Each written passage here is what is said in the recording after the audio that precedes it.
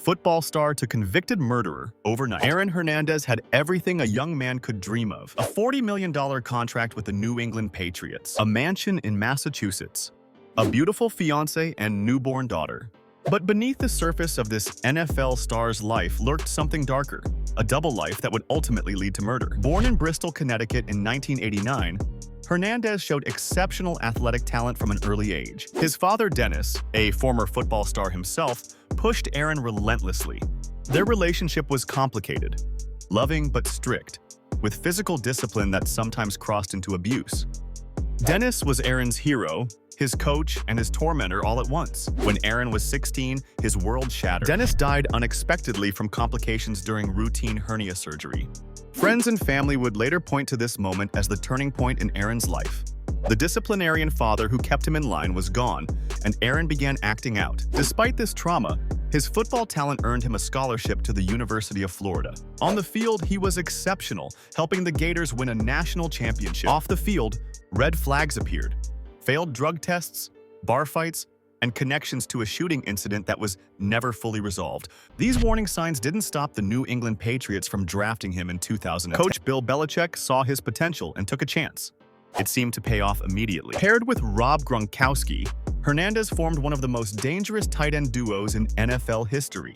By 2012, he had signed that massive contract extension and played in Super Bowl XLVI. But as his professional success grew, so did his paranoia. Hernandez installed elaborate security systems in his home. He carried guns everywhere. He surrounded himself with gang members from his hometown rather than teammates. He used drugs heavily. Those close to him described a man constantly looking over his shoulder, convinced someone was coming for him. On June 17, 2013, the body of Odin Lloyd was discovered in an industrial park near Hernandez's home. Lloyd, a semi-professional football player, was dating the sister of Hernandez's fiancée. He had been shot multiple times in what appeared to be an execution-style killing.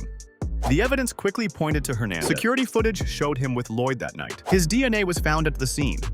A rental car connected him to the murder. Within days, police arrived at his mansion and arrested him in front of news cameras.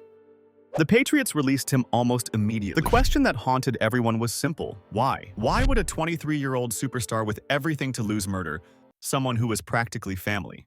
Prosecutors suggested Lloyd knew too much about Hernandez's double life, including possible involvement in a previous double homicide and secrets about his sexuality that Hernandez desperately wanted to keep hidden. In April 2015, Hernandez was convicted of first-degree murder and sentenced to life without parole. But the story wasn't over. He still faced charges for a 2012 double murder in Boston, where he allegedly shot two men after one accidentally spilled a drink on him at a nightclub. Surprisingly, in April 2017, Hernandez was acquitted of these murders. For 5 days, he appeared hopeful, speaking with his fiancée about their future and reconnecting with his daughter.